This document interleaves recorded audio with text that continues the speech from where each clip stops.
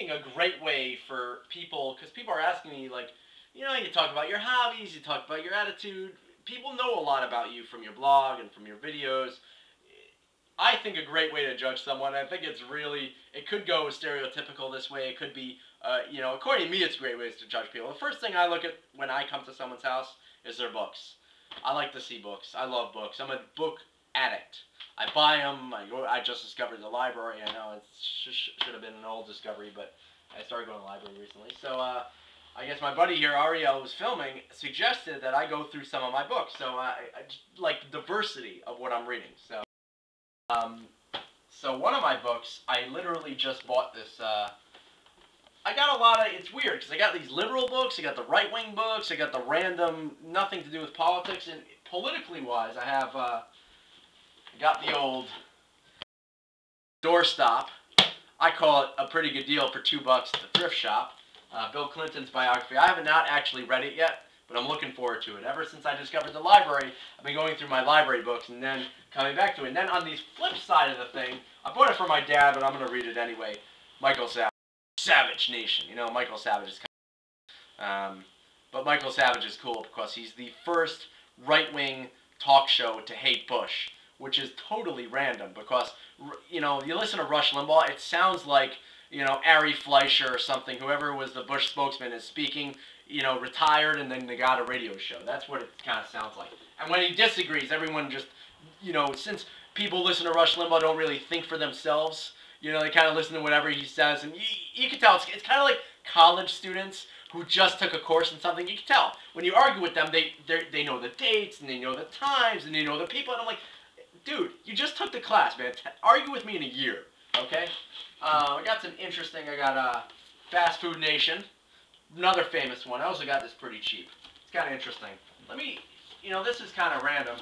This, I don't know, this is not advertising me, but Yiddish Mamas. Someone actually sent this to me and asked me to write a book review, and the book is so freaking complicated to read that I couldn't really write a review on it. It was just, there's too much information, and a lot of it is too hard to relate to because it's very secular Yiddish Mamas. You know, there's like secular humor, and then there's Frum humor. Secular humor is like they're drinking Manischewitz, and they're eating bagels, and they're talking about Jewish mother guilt, and you know, they refer to everything as temple, and, you know, Hebrew school. And Frum humor is like, oh, I went to yeshiva, and I was drinking Moscato d'Asti, and we were eating kichel and schmaltzer, you know, like, it's total different mindset. Like you see on videos on YouTube, you can tell in 3 seconds, whenever they use the freaking Manischewitz, no one in the Orthodox community, the only thing we do with Manischewitz is we eat garlic tam-tams. That's the only thing we have to do with Manischewitz. Once in a while they whip out the matzah, which is not even kosher for Pesach, so there's no point of it. It's usually like a shalashutis staple or something. So I got some random stuff, man. I'm Emerson. Emerson's the man. Thoreau, Whitman, outdoors people, you know. Let's go over here. Let's go to the books I read already. Oh, my phone's ringing. Hold up.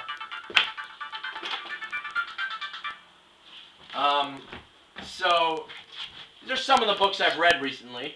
I'm very big into Arctic adventure. I don't know, like part of me did to the Alaska, went to the Yukon. I don't know if you've even heard of the Northwest Territories. It's one of the newer provinces. Well, it's not really a new province. Nunavut was split up from it, and that's like Baffin Island, Ellesmere Island, all the way in the north. You know, Arctic Circle type stuff.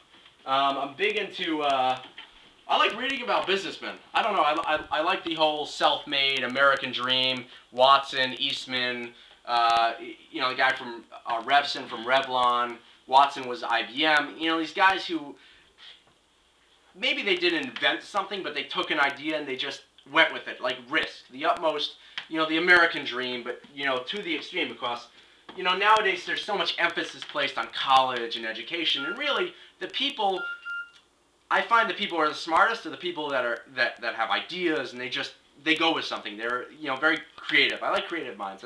No, just keep going. And interesting, this guy, going with the adventure theme, I mean, I'm huge into adventure, because I'm an adventurer myself. I'm not extreme adventurer, but I do a lot of, I do long distance backpacking, and I've been to 49 states, all the provinces of Canada, pretty much, all backpacking and riding. And this guy, he decides he's gonna rowboat from New York City, goes up the Hudson, across the Erie Canal, down through Allegheny State Park, Allegheny River, goes across to the Mississippi River, down through the Delta, out the other side, and comes back up the coast around Florida.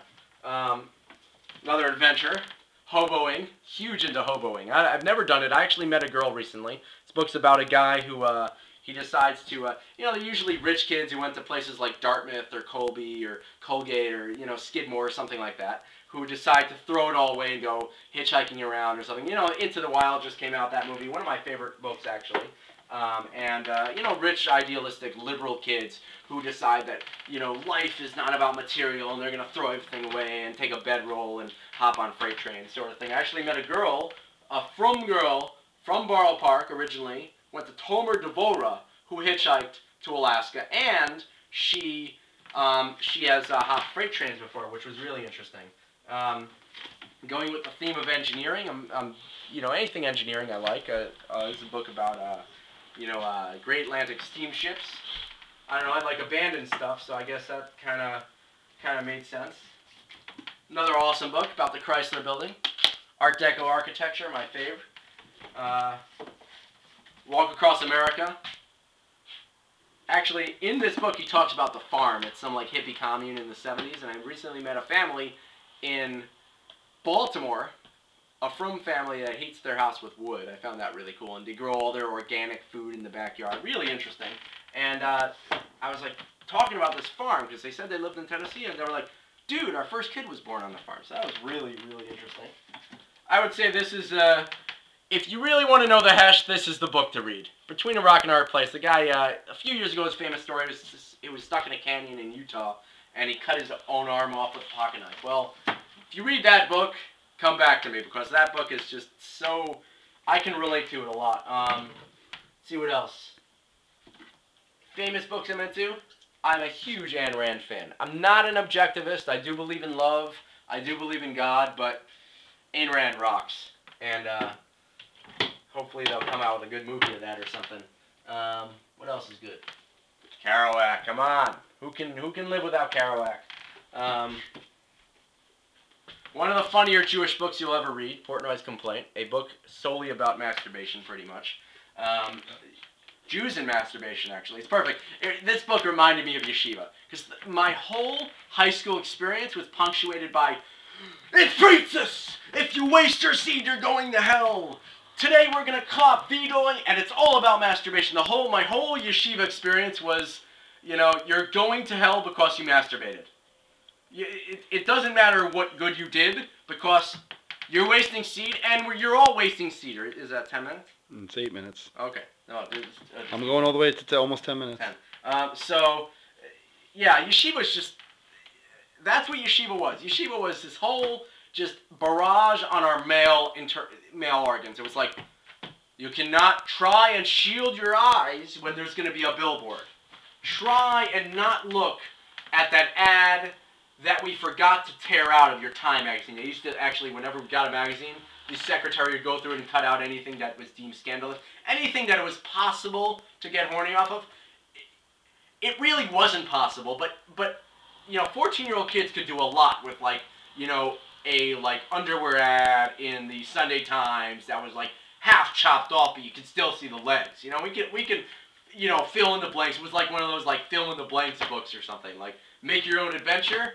Oh, I wonder who the legs could have belonged to a man, and we could have done something out of it. That's how held back we were in yeshiva. It was like you can't do anything. It was horrible, because the yeshiva I went to was located on a block where it was half naked women just up and down the block the whole day. Actually, they used to sunbathe right across from one of the rabbi's shir rooms, and the kids used to just it was huge. So. Yeah, that's me. That's my reading. So if you like it, you can email me from satire@gmail.com. Thank you.